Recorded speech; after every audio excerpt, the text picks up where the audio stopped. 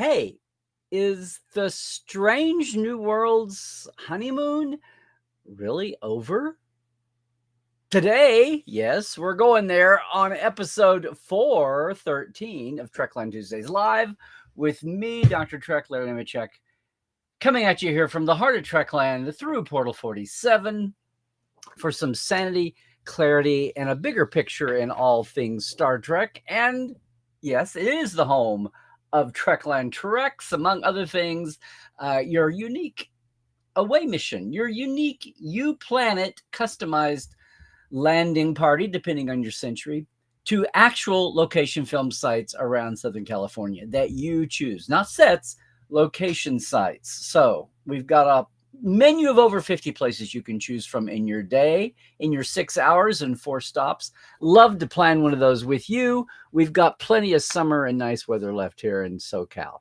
Yes, I'm going to go there this week just to kind of like take a breather, because I've really I feel like I've just kind of been smacked in the face like the Monty Python fish dance here with amazement balls about this one. Good to see everybody on this Tuesday. Look, if you're joining us later on YouTube, that's wonderful. Keep the conversation going. Leave a comment below. I hope we rile up somebody or just provoke some thoughtful reaction.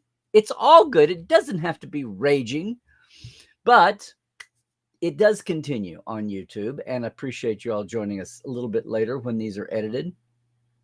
Maybe you can join us live on a Tuesday sometime as we're watching the live crowd here jump in the chat, and the live chat will be preserved with the live show on YouTube too. It's never quite lost to history. So what are you saying, Larry? What are you saying? Well, let's just dive in, okay? Actually, into Star Trek this week. Number one. I did want to say, I want to thank again Stephanie Turek last week for being my guest. That was an awesome show. I knew it would be another one of a kind. Guys, I don't look for those. Things just go, oh, this deserves to be amplified and boosted. And most of all, preserved in the moment. And I can't help it that maybe Stephanie didn't have anywhere else to talk about that incredible promotional street dance performance from Comic-Con for Star Trek in the street, which they wound up, I guess, performing 4 times, once, and then twice at the lodge. Anyway, the live version, the edited version is up, and I want to apologize. I didn't realize in the moment that I was having so much latency lag issue last week. So thanks everybody for your patience and appreciating what Stephanie had to say. My picture was in and out and her audio was off. The edited version that's up right now, we minimized me as much as possible, but most of all, we got all of her audio in sync. I don't want any of that to take away from the wonderful time we had and just seeing the same enthusiasm and Trek pride and some newfound Trek pride and affinity in her, reflecting the whole JFI dance troupe company, Just Fix It, from Los Angeles. And it's viral you can see the dance and clips and all of that. I did a live that's preserved on mine. I know I'm going back to last week here, but I just want to let you know, thank you for your patience last week. And also, we have cleaned it up as much as we can. I'm not the important part. She is, and she looks great. And the story is looking great and wonderful. And I'm so glad to have a part in preserving that. And at some point, we'll try to get the whole thing up uninterrupted. And she did send the credits for the entire company, and I do want to get that posted. There's nothing I hate more than having a performance and having absolutely nobody credited, not even the leadership, much less everyone involved. And that's not, there's a lot of hard work and a lot of pride goes into that. And yes, the initial feedback from the audience is the most important thing, until people remember there's a legacy moment to all this. So there's that. So thanks again. That's last week. Here we have another soapbox week. This is what made us TTL. And everybody, if you're signing into the chat, whether you're a newbie or a veteran, let us know where you're coming from. How's the weather? How's the trek where you are?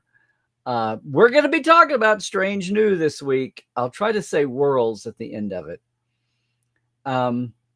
But I got to say, I'm just really surprised in recent days about this reaction to the most recent Strange New Worlds episode, right?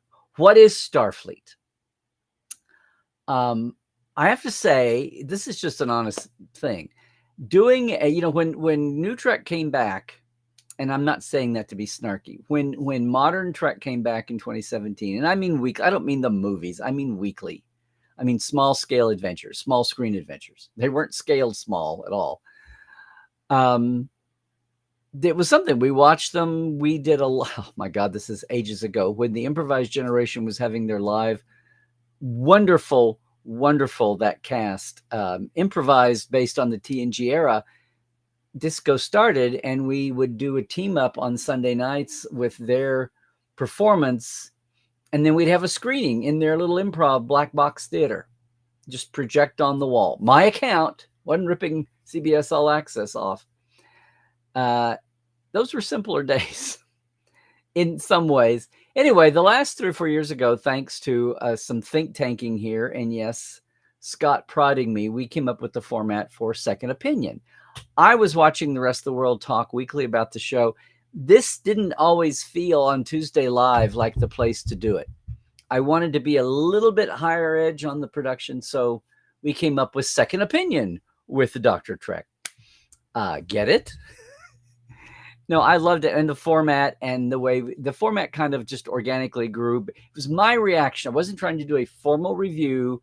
I just wanted to take what I think as I watch a show an episode for the first time and try to translate that, maybe heightened a little bit, maybe sprinkled and spritzed with some fun stuff too, and visual examples.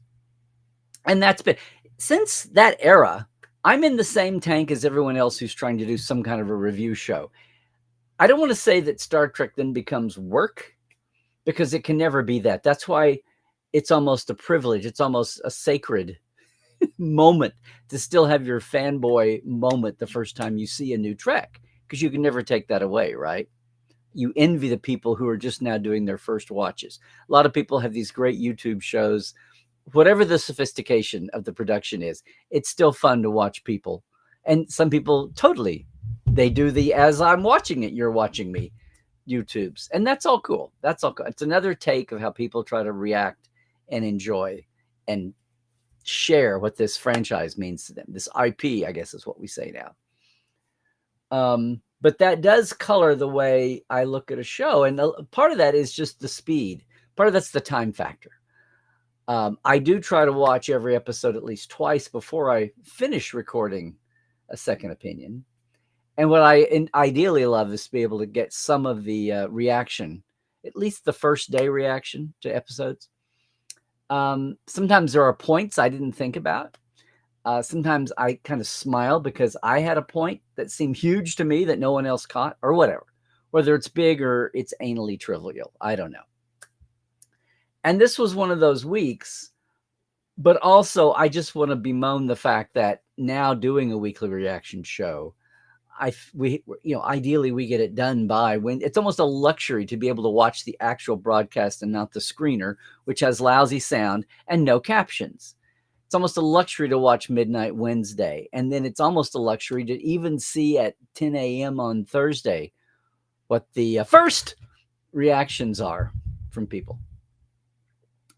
So all that said, sometimes fandom does surprise me.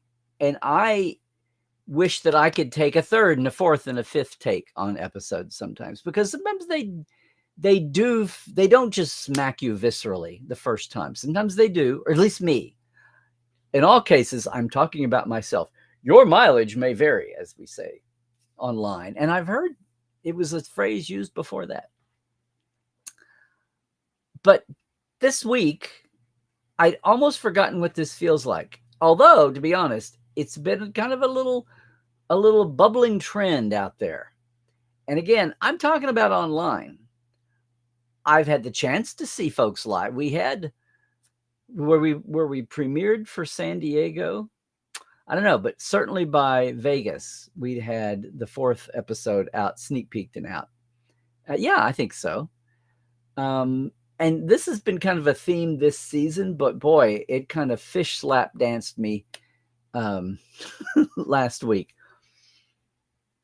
Because look, yeah, I'd almost forgotten, but between Lower Decks, Picard season 3, and then all of Strange New so far, those early days, the weekly toxic tubers, the haters during the early Disco and Picard seasons, it all seemed like a distant memory. And I'm not saying that's what we've had lately. One thing that's different is there was just a lot of weird trolling and just weird toxic hate, racism, misogyny, people that had no clue about Star Trek. It's like Star Trek got on their doomsday machine proximity radar of social pop culture overlap. And they didn't really come from a place of knowing Star Trek. Now, a lot of people that were legit Star Trek fans were in pain about some of the aspects of Discovery and earlier Picard. And I get that. And I always try to divide that up and say, hey, I'm always here for legit criticism. But some of the crap, some of the 2 women of color in the trailer crap just had no place over here. Now, it's interesting. Yeah, we had a 2-year wait for season 3, and it feels differently now. I'm just saying. Now, look, they look different. Season 3, Strange New, is no doubt and is self-proclaimed. They're taking, love this phrase, bigger swings, right, at tones and genres, offbeat formats. Now we have a new phrase, the gimmick shows. We had the filler shows. That was a phrase that came up. I always thought the filler shows were take a breath shows. But how do you filler shows when you weren't doing serialized storytelling? I don't know. But there you go. And I have to say this, those early years, Discovery is getting a fresh look now after 8 years since that premiere, right? It's getting, 8 years of the modern era here. And we've gotten used to streaming itself, much less serialized storytelling. So a lot of those shockwaves from early Disco, I really am looking forward to sitting down and doing a Disco rewatch. But you know what? Even beloved Picard season 3 had a backlash. Remember the nostalgia porn and the member berries? There was backlash even for something that's hilarious. So I will say this. The recent weeks have been kind of mounting that way about things with Strange New. And then, yes, what is Starfleet has been interesting. I mean, look, I thought Hegemony Part 2 got pretty good reviews. It finished off the Borg story, set up some questions and mysteries and drama. Wedding Bell Blues turned a lot of people off as too silly, as the general from Monty Python would say.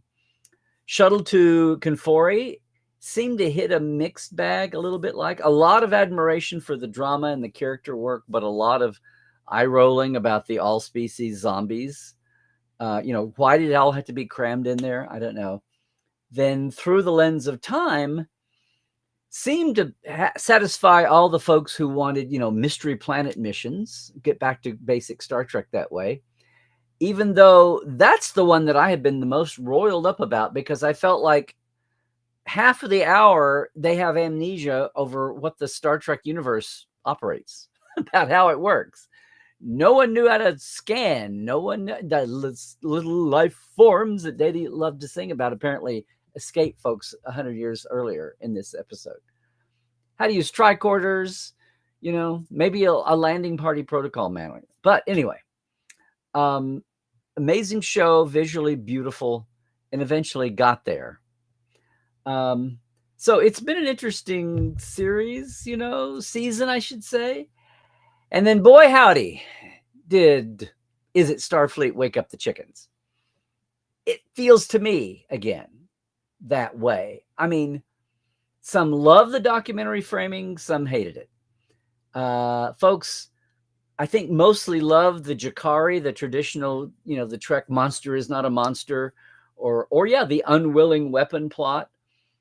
But a lot of people were moaning about why it was wasted inside that documentary frame. And, and some like me thought that whole, Beta brought a narrative to his documentary.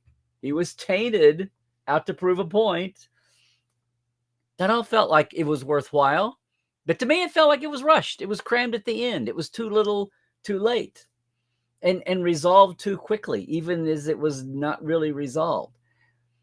But then again, on the other hand, some people were upset by the fact that to even have the concept of Starfleet as soldiers of the Empire, or scientists of the Federation. What's the actual true story? Are they colonizers or explorers?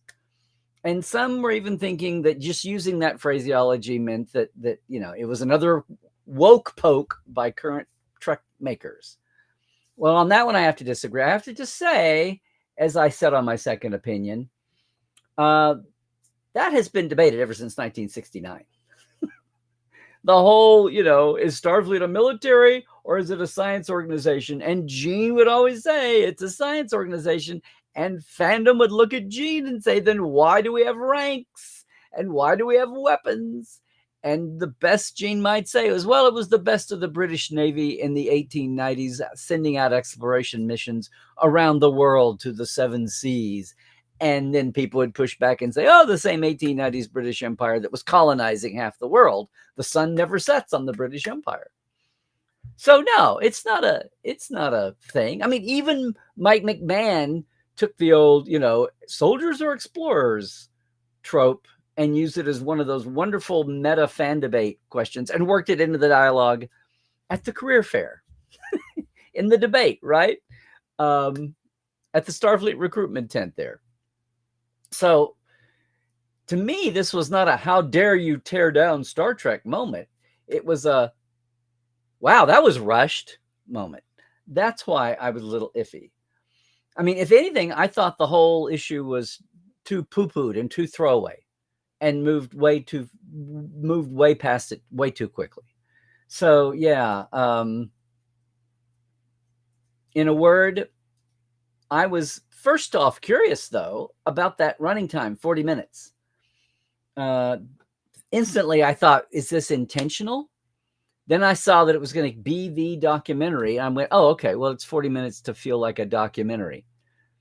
And then as it ended, I thought, did some of that just not cut together well, as they say? Did some of the scenes and footage have to be jettisoned because it just didn't work in the end? And that's how you got to 40, not 50 minutes or even 45. So look, it's been happening. This is that's the initial thing. I will say there was positives about the show, right? I actually thought that so far the season so far, I will say that the drama has been handled adroitly. The horror has been handled well. God, the visual effects and the AR wall, they're really up to par in the episodes when they're allowed to have a budget for them and not try to lean on the graphics. Although, hey, shout out to Tim Peel and the graphics team. Love them, love them, love them.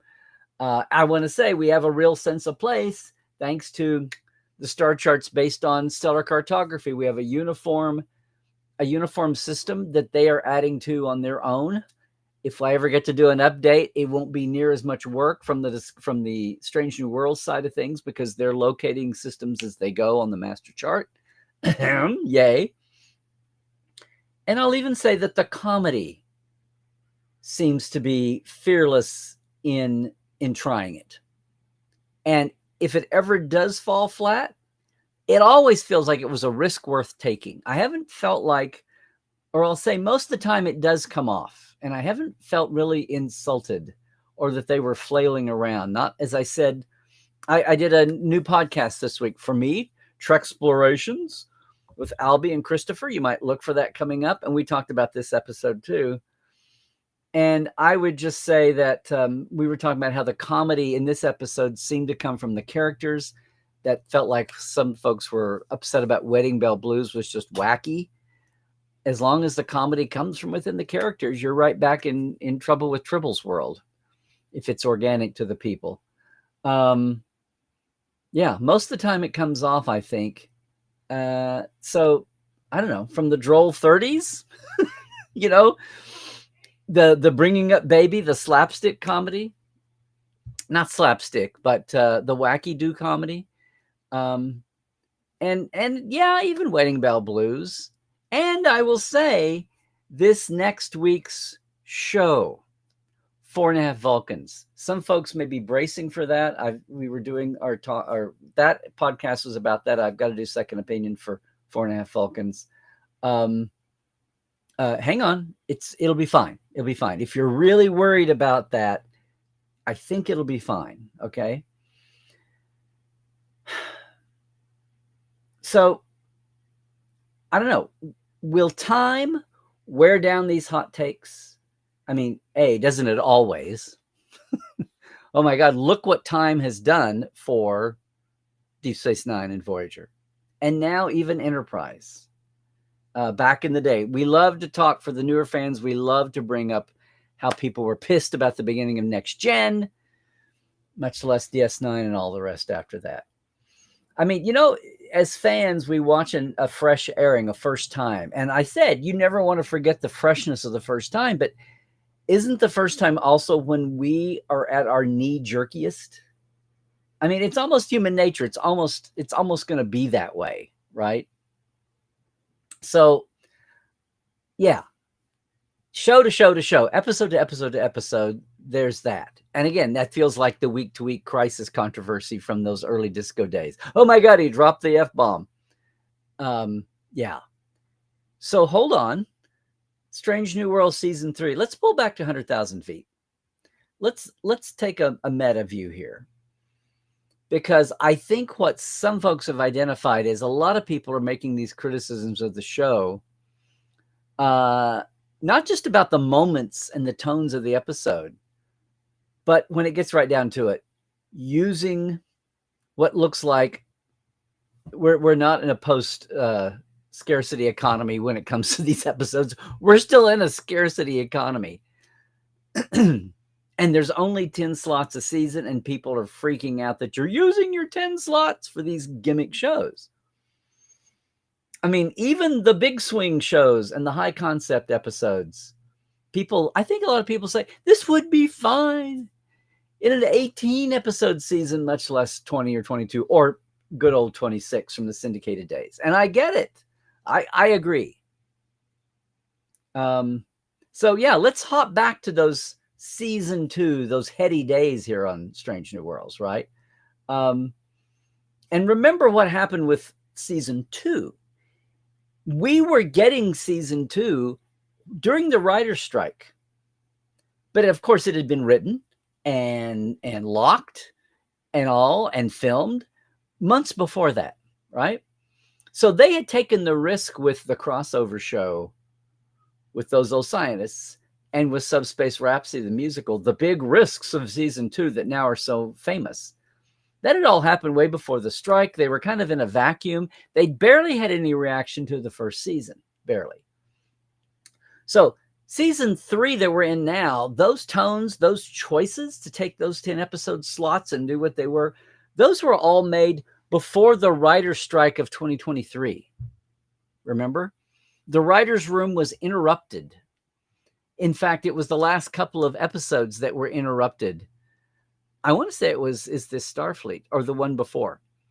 They were interrupted by the strike. Everybody put down their pencils, came back to it and finished the season, and then started filming a few months later, which is all part of the reason why we had this insane 2-year cliffhanger wait between the seasons. So basically, everything that you're seeing done now, they were all done and dusted. At least half of them or more, they were on the board if they weren't totally scripted. Before the writer's room, the producers had ever seen the reaction to the crossover and to the musical. So they, in their gut, were feeling like they pulled it off and they could do this. I mean, it was probably a huge relief that both of them met mostly positive. I mean, the musical sing-alongs were a big deal at conventions and events and meetups and street parties. I don't know how many times, Bill Wolkoff got to lead a sing-along at a con somewhere. And of course, in the weird year of the strikes, people were looking for different kind of things to do that weren't standard Q&A sponsored by studios. So I think it was a big relief that they were met with such success and acclaim, and that nobody had to do an 11th hour going and ripping up the board and retooling what at least maybe the second half or all, or most all, of this season was going to look like back then. No one ran screaming back. All they did was encourage everybody that they'd had the right gut reactions and went with it. So, is this permanent? And what I mean by that is, I mentioned this. Yes, 4.5 Vulcans. It'll be out here in less than 48 hours. It is another wacky one with a heart. I will say that. I think it emerges from the characters. We were agreeing pretty much on that my first thing. And I will give you a non-spoiler spoiler. It does. The plot goes way beyond that initial chunk of the 4 crew being Pike, La'an, Chapel, and Uhura being made into Vulcans, and to Spock's horror, being full-blood Vulcans, not a half a Vulcan, where he's suddenly now the less than. He's suddenly feeling gate-kept a little bit here. And it's a funny bit, but I just want to tell you that the plot instantly splits off. It's not what you think it is.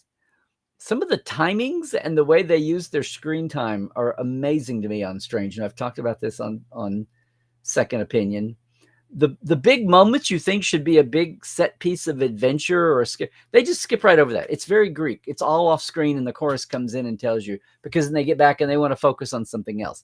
And that's fine. We didn't see the 2,000 colonists rescued in Hegemony Part 2. That's the first one I remember going, oh, Captain's log. Well, we rescued those 2,000 people.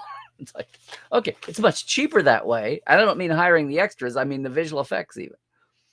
And you get to tell more story in a different way. So that's kind of where this goes to kick off. And then it goes in directions.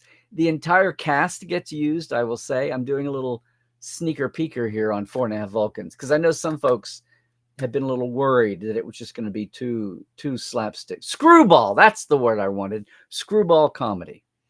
And Strange New has done that. They've made a habit of being so proud of all the formats. And again, that's what has upset some people. Again, I think through the frame of, you've only got 10. But yeah, we're not really used to this on Strange New, even after 10 episode seasons, and 2 of them.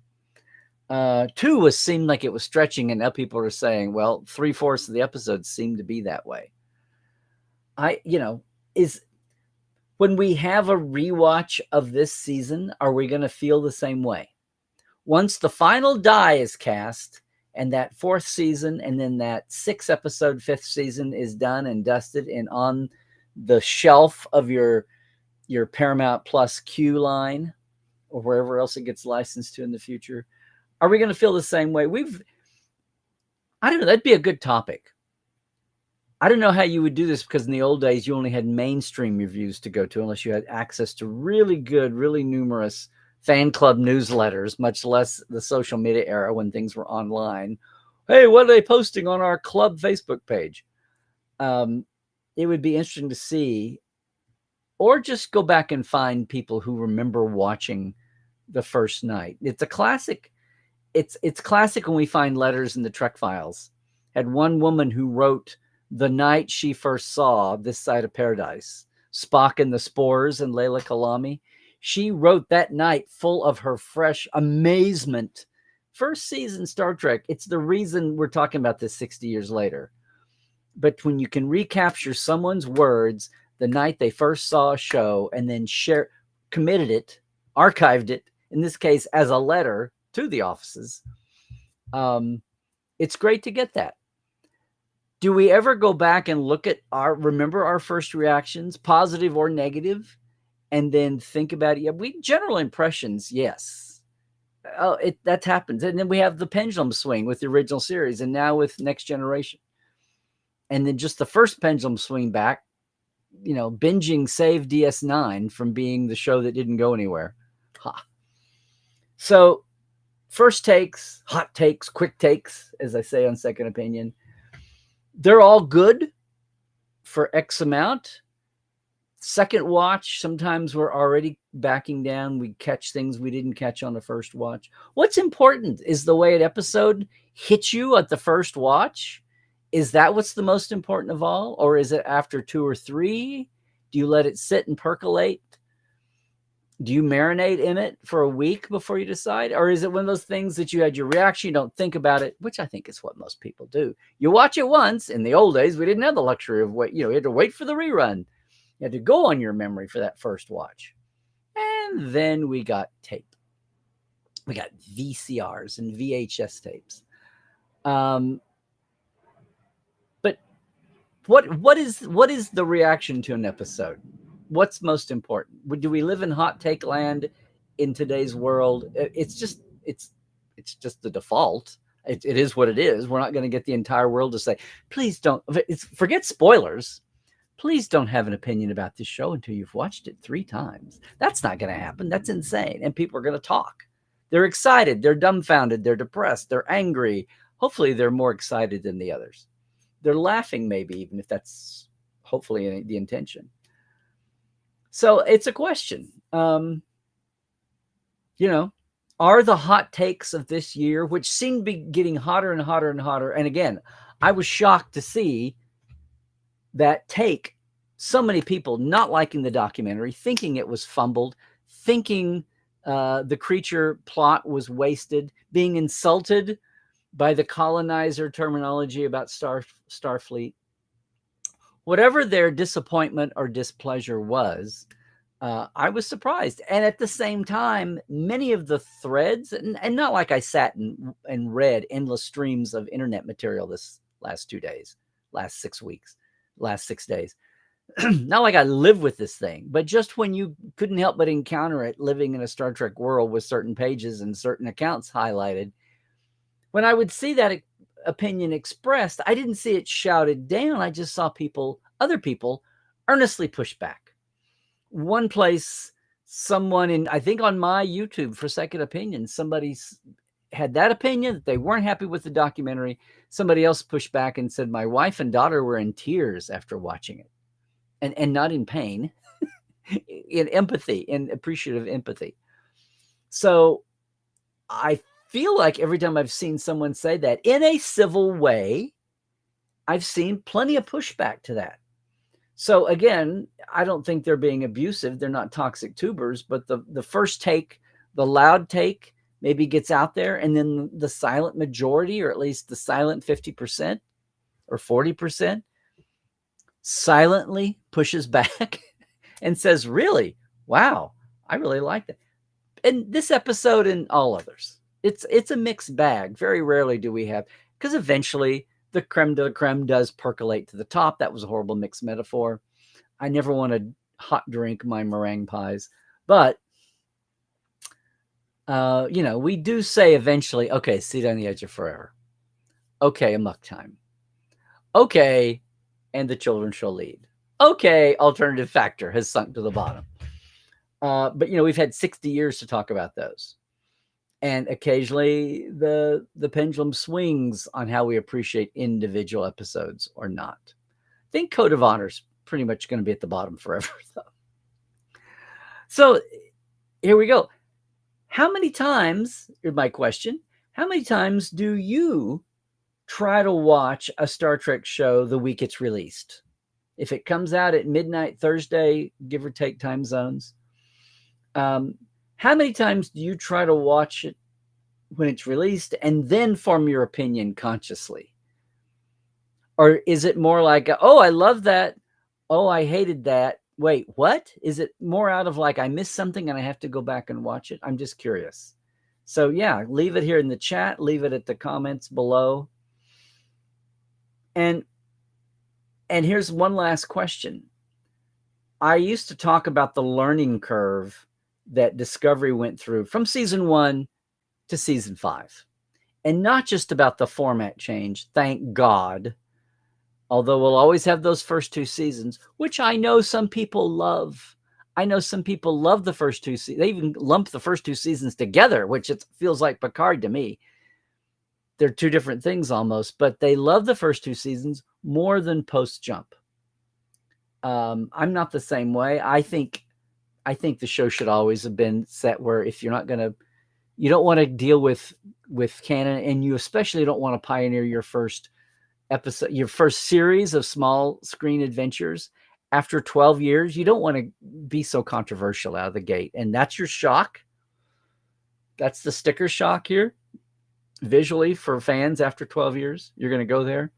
I wish they'd jump to the future, but that's all the history. That's how it unrolled. That's how Brian pitched, and they mistook his pitch and changed it around. My point, though, is not so much the setting and all of that, but just scaling the stories for a serialized era.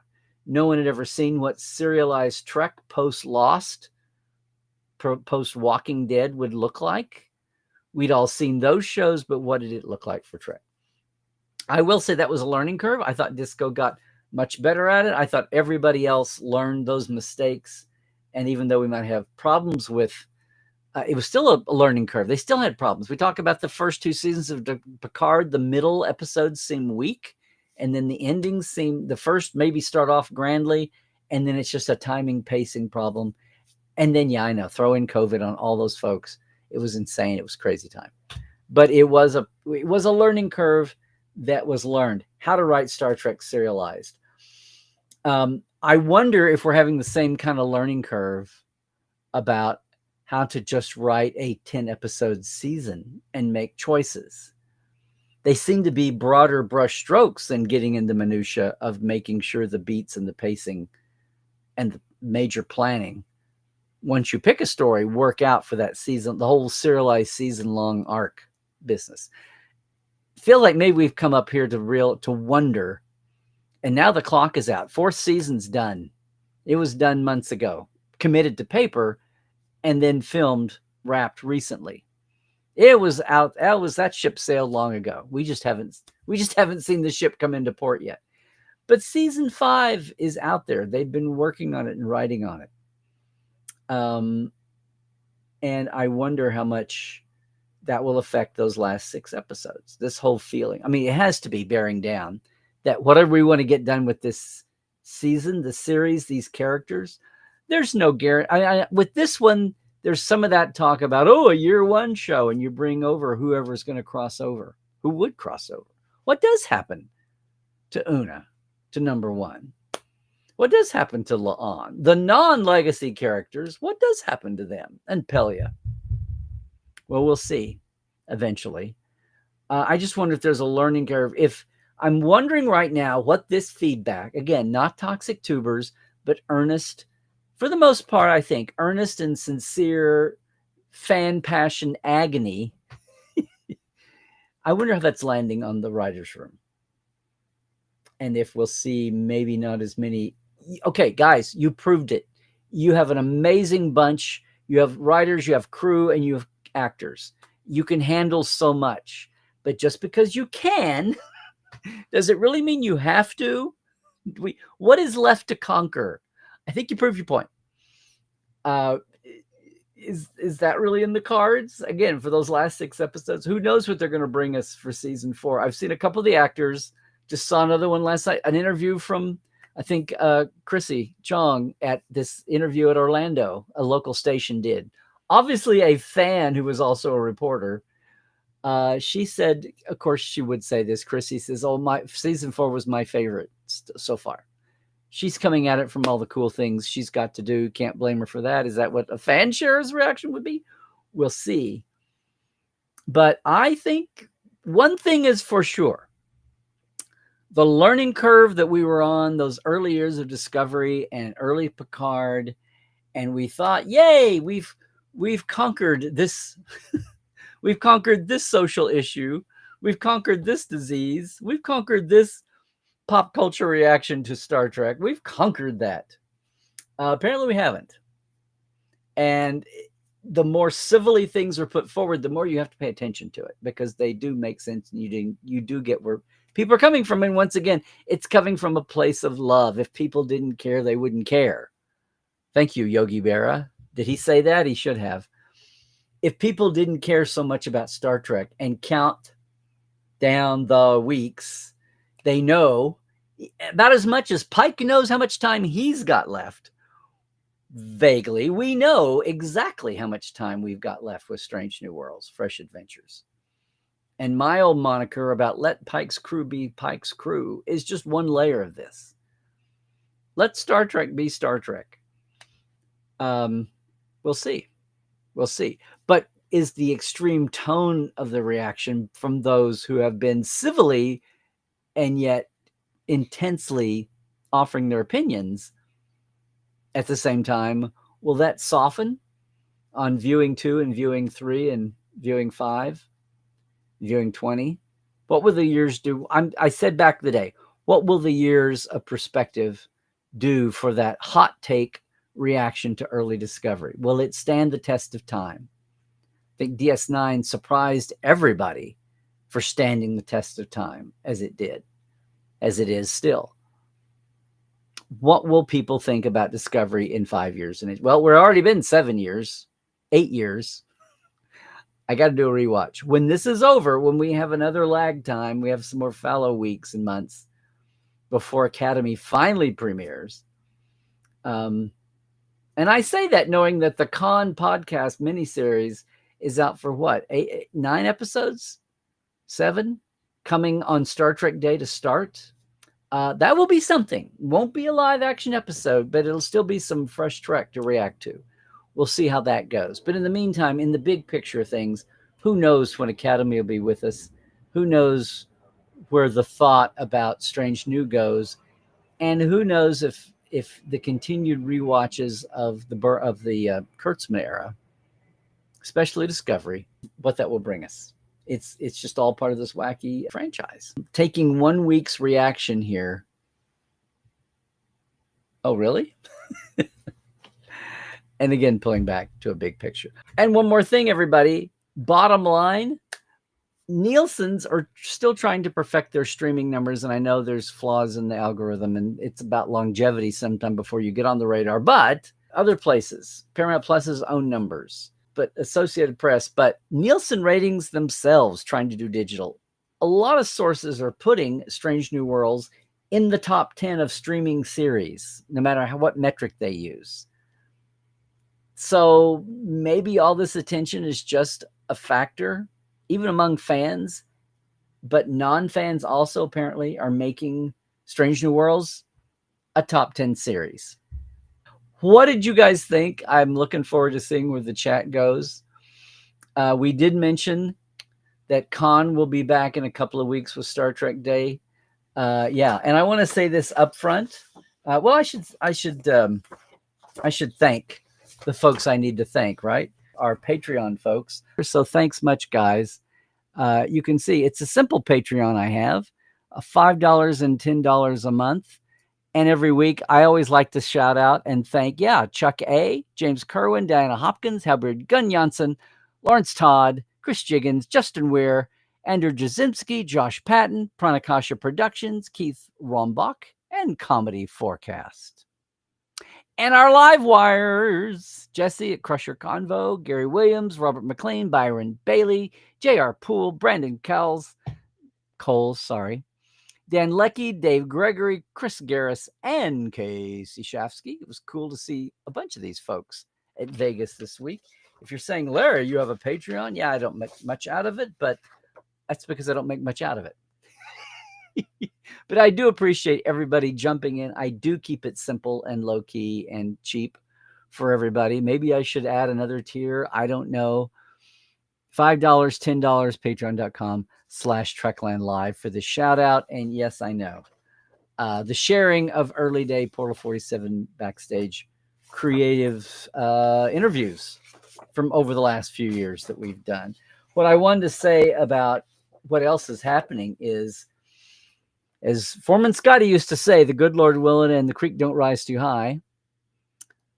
The Trek Files season 14 is, as of now, slated to be back with you next week on Tuesday, early morning Tuesday, midnight on most of the platforms, and Tuesday morning wee hours at our new home at thetrekfiles.com on Memory Alpha, the best place where you've got the document of the week, the only podcast with homework, and the audio player right there, and then all the hot links back into Memory Alpha, because boy, we generate a lot of hot links.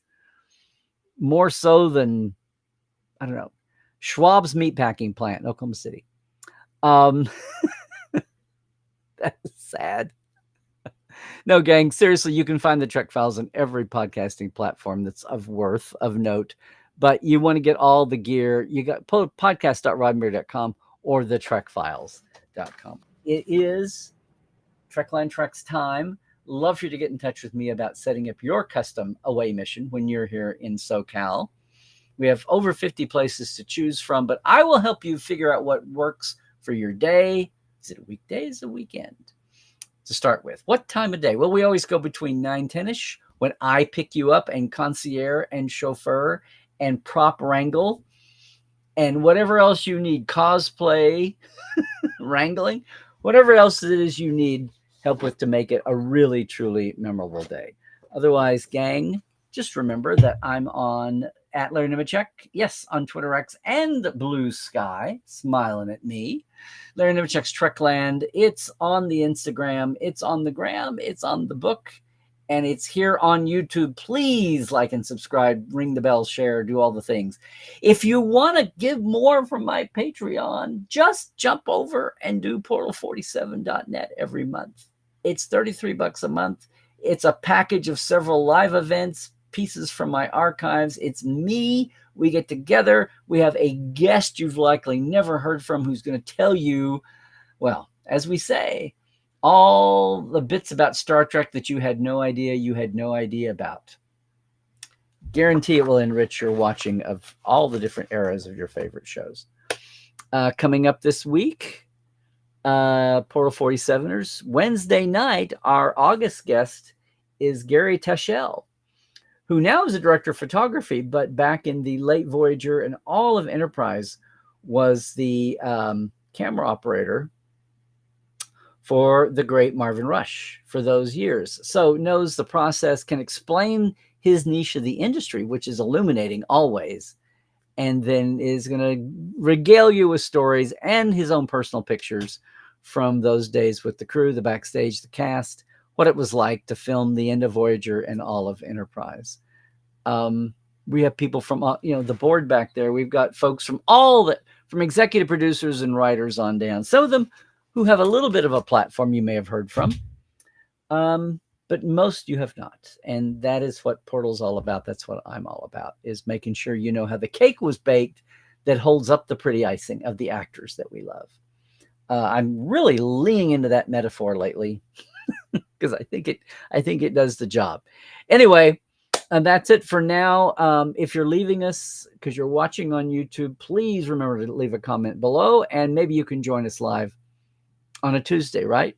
And until then, please, there was a virus going around in our house this week, and I'm staying away from it. So please stay healthy, do all the things. Please stay awoke, check the sources now more than ever. And trek well, everybody.